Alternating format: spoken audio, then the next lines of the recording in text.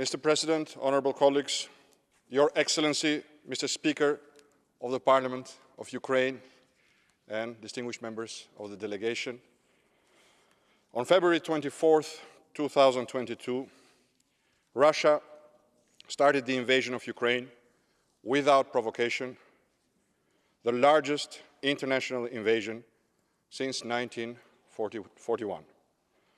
Russia's illegal war of aggression has caused catastrophic destruction and suffering to the people and the country of Ukraine, resulting in grave human and material losses and numerous war crimes against civilians.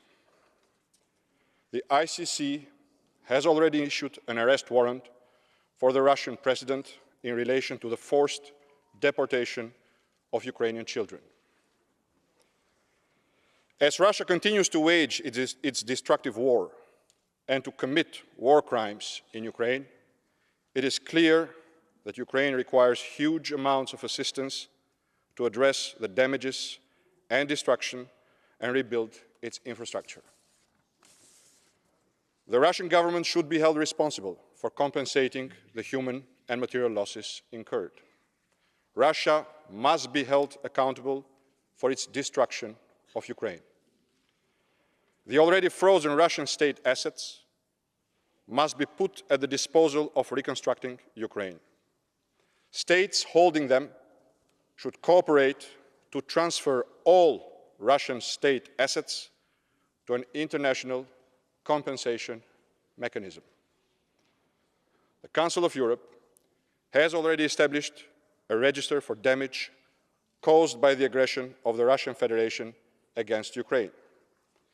Today, we vote to endorse the establishment of an international compensation mechanism under the auspices of the Council of Europe to comprehensively address the damages incurred by natural and legal persons concerned, as well as the state of Ukraine, due to the unlawful actions of the Russian Federation in its invasion of Ukraine.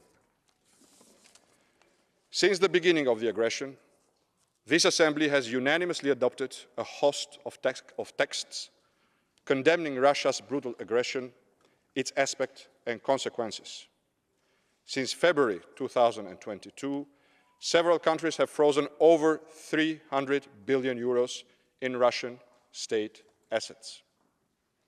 The United Nations General Assembly has already endorsed the creation of an international mechanism for compensating Ukraine for loss, damage and injury suffered during the war.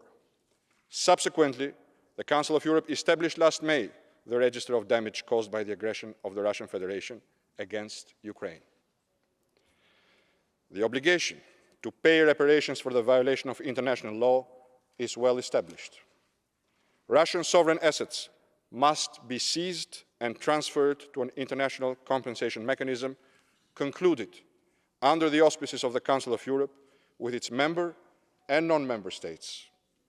These assets will then be used to compensate Ukraine, affected entities, as well as natural and legal persons for damages caused by the Russian Federation's unlawful acts accompanying its illegal invasion. The mechanism would be given the authority and capacity to receive and review claims from Ukraine and other injured parties, public and private, and distribute appropriate compensation for such claims in line with internationally agreed standards and procedures.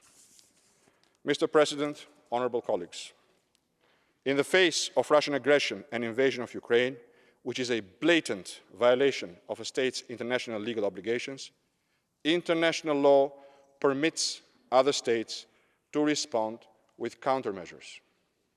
Lawful countermeasures are measures that would be unlawful if imposed against an innocent state that has not violated its international obligations.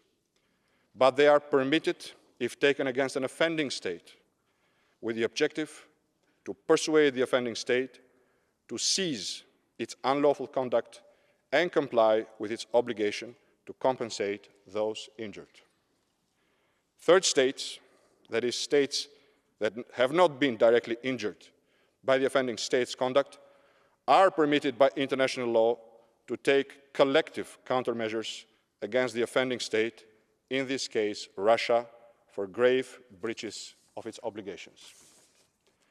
Moreover, states that have been specifically affected by Russia's unlawful acts or damaged indirectly by the threats, costs or disruptions these acts have caused can join in countermeasures deployed by other states on these grounds as well.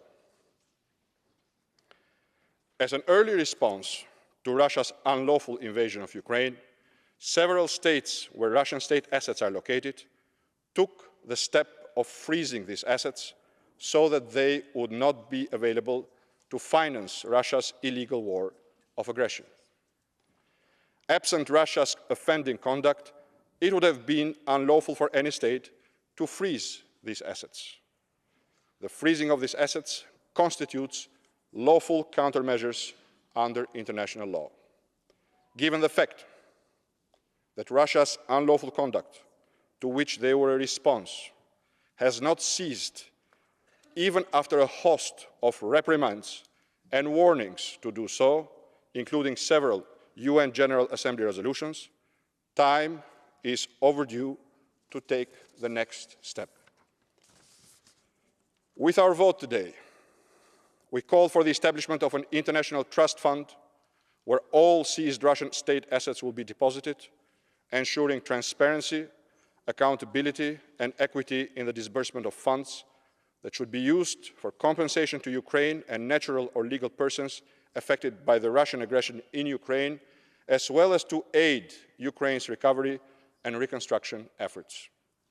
And we will endorse the establishment of an international commission of claims for the damages recorded in the register under the auspices of the Council of Europe. Dear colleagues, Mr. President, esteemed members of the Assembly, there is no doubt about the illegality of Russia's invasion of Ukraine, its occupation of Ukrainian territory, and illegal annexation of large parts of it. By these actions, Russia has violated the most fundamental rules of international law. These rules are a cornerstone of the post-World War II international legal order. Indeed, they are indispensable to the foundation upon which the entire rules-based order is built. We are witnessing a crucial moment in the 21st century and taking joint action to maintain and strengthen our unity against Russia's illegal war of aggression.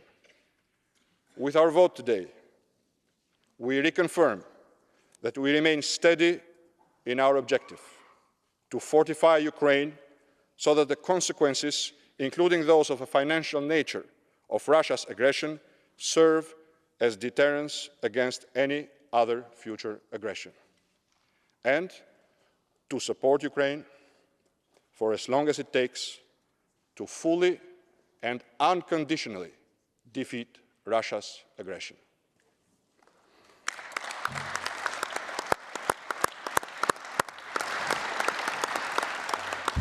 Thank you, Mr. Basha.